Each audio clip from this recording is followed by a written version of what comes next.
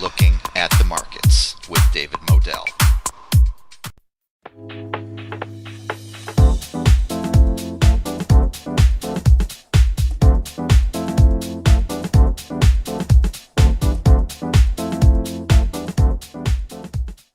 Hello and welcome to Looking at the Markets with David Modell. I am so excited about this interview with Mr. Timothy Coe, the CEO of Entheon Biomedical, an opportunity perhaps in a company that is becoming quickly the leader in psychedelics medicine and DMT enhanced technology. Mr. Coe, welcome to the program, sir. Hey, pleasure to be here. Thank you so much, David. Yeah, absolutely. I wanted to talk about the psychedelics opportunity, the market here, which I think really represents what cannabis was a few years ago before that explosion happened. Now we have an underreported, underappreciated opportunity in psychedelics. How much progress has happened in terms of moving towards regulatory approval in, let's say, North America? Yeah, no, great question. I think, the parallel is often drawn between early cannabis and early psychedelics.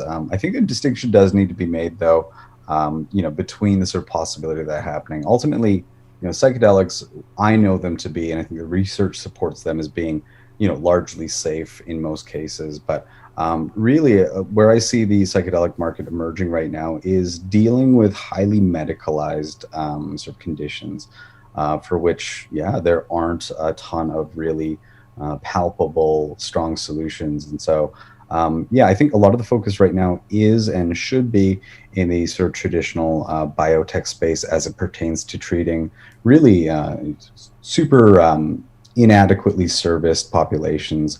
And I think that's what we're seeing with regard to depression. I think we all know, and I know personally, in personal experience and in observation, that the market for severely depressed, treatment-resistant depression populations is occupied by some some pharmaceuticals that really don't provide a huge amount of recovery or remission from those symptoms. But yet we see this massive market of antidepressants are existing. And if you listen to some of the narratives within populations there, a lot of the people are on their sixth or seventh different antidepressant. And even with that process of elimination, the science supports that it's not often that they land at that molecule or at that specific drug due to, optimal effect, but as a process of getting through, whether it's Effexor or Prozac or any number of these drugs, and them not proving effective, just arriving at a drug that is at least sort of nominally tolerated, but still not super effective. So I think within these mental health markets, depression and addiction being sort of massive opportunities in underserved populations, there is a population for whom the efficacy rates of the conventional approaches right now just isn't adequate. And I think for now, this is where the focus is and should be.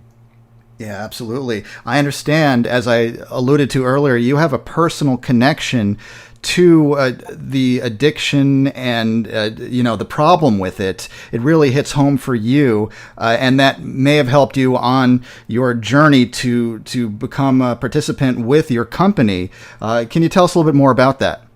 Yeah, no, absolutely. And I don't think my story is entirely unique. It's, of course, my own story, my family. It's very uniquely ours. But I had a brother that was a long-term drug user. Over the course of about 2 decades, we saw what started as a sort of self-medicating exercise for some trauma that he experienced in his teens, develop into full-blown, very detrimental drug use. And in that 2 decade span, and more acutely about 4 years ago, it got really acutely bad. And I became responsible for his care because my parents were understandably at a loss and not knowing what to do. Very delicate situation. So, I made it my job to oversee his care. And like a lot of people do when faced with a loved one that is severely addicted to substances, we got him into residential treatment centers. it wasn't his first time. Over 2 decades, he'd probably been into about four or five. But yeah, over the course of about 2.5, 3 years, where I oversaw his care, quite literally every conventional medical treatment style was applied. Methadone and Suboxone, antidepressants, anxiolytics, antipsychotics, mood stabilizers, electroconvulsive therapy. Every form of psychotherapy that was conceived of at the time was tried. And yet, with certain drug addicted populations, the conventional methods really does have a shockingly low efficacy rate. And all the measures combined, from sort of drug-based stabilization, including sort of talk-based therapies that are meant to have you dive into yourself and really understand where your motivations and your barriers are. In the case of my brother and a lot of other substance use disorder sufferers, there's a sort of a reflexive, dissociative, or there's a trauma response that often leads them to retreat further into themselves and renders conventional treatments ineffective. And so, yeah, over the course of that 3 years or so, yeah, hundreds of medical staff, abstinence-based treatment centers, mental health institutions, yeah, and as all these people in earnest really tried to effect a change in my brother, yeah, it just didn't arrive. And uh, that effect of, with the best tools at the medical, or sort of at the disposal of medical professionals and psychiatric nurses and things, there is still a shockingly low level of efficacy for anyone afflicted with substance use disorder. And the sort of more traditional routes of treatment, residential treatment, traditional rehab centers, as well as 12-step abstinence-based recovery. The efficacy rates there are often like shockingly low, in the 5 to 10% range. And so, yeah, the loss was indescribable. It's ultimately, that was like my brother, my first friend in the world, and seeing him go through that with no real clear options in sight. And some of the options that are existing, residential treatment costing anywhere from between $5,000 to $30,000. Like, families like ours, we really did try, and we would spend. There's no amount of money that we wouldn't spend to give my brother the best chance. And yeah, it's a story echoed all throughout society, where parents will mortgage their homes to get their children into recovery. And yet, sometimes, too often, the eventual outcome is death. And so, yeah, my brother succumbed to a drug overdose in March of 2019. And yeah, so that was the real fire sort of underneath me. And from personal experience, yeah, I came from the same household that my brother did.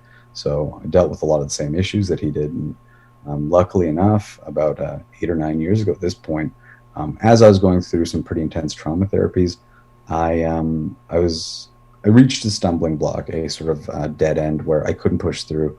And I was going through my own existential crisis. I was in fight or flight, I was in trauma response, and I was really teetering on the edge of some dark abyss. And I'm glad I didn't find out how deep that hole was. But the thing that pulled me back from that was actually exposure to DMT, which really did drive at the core of my issues. It allowed me a rare insight into what made me tick, what my motivations were, what my attachments were, what my misconceptions about my role in life, my relationships, my value as a human, as a man, as anything. For the first time in my life, it really gave me a clear view of what was important, what wasn't, what I wanted to leave behind, what I wanted to build. And so, yeah, that anecdotal experience is not enough to build a drug company, obviously, but that the combination of what wasn't working, what worked for me, it really did inspire me to say, hey, I need to find the smartest people in the world, to have them validate the idea that psychedelics are useful for creating that really monumental, pivotal internal shift, so that the behaviors that come out of maladapted beliefs, that the beliefs can actually change, so that the person is no longer responding to trauma. And so that's what we did. We pretty rapidly, sort of scoured the globe for the smartest people in psychedelic research. And yeah, we said we're really passionate about helping people that suffer from this. We want your best ideas, and we will get these products made. And so, yeah, if you look at our advisory board, it is comprised of some of the leading scientists: Matthew Johnson, Ramkar Harris, Christopher Timmerman, Dennis McKenna. And yeah, we're really approaching them with the pure intention of helping, and leaving the floor to them, saying, hey, what do you think is the best molecule and the best way to deliver it? And ultimately, we arrived on what we're taking through clinical trials, which is DMT, for the purpose of treating addiction. Well, I really want people to visit your website, which is entheonbiomedical.com. And if people are interested in this, in the stock, on the CSE exchange, it is ticker symbol ENBI. On the OTC markets, it is ENTBF. And Mr. Ko, I wanted to ask about your company's value-added partnerships. Can you tell me about some of the collaborations? No, absolutely. Yeah, though our core aim is getting a drug approved through the normal regulatory channels, the reality is that in terms of using these molecules on patient populations, there's a ton of nuance in terms of what constitutes a person that is, depressed or addicted to drugs. The addiction population isn't a monolith. It's comprised of a variety of different personality types, as well as different sort of physiological realities. And so one of the very interesting recent additions that we've made to the Entheon story is with the inclusion of a genetics component. We've recently acquired a company called Halogen. Halogen is focused on the development of genetic test kits that will give indications of predispositions to negative adverse reactions such as psychosis or schizophrenia. And so, yeah, that provides us an opportunity to provide at least one additional layer of security, so that anyone that is looking to take a psychedelic experience, they could, understand with some degree of certainty what their predispositions are. But beyond that, I think the really important thing that we'll be developing in the world of psychedelic research is sort of pairing data. So data that comes not only from the pharmacological understanding of the drugs, but also from a genetics perspective and a sort of biometric perspective.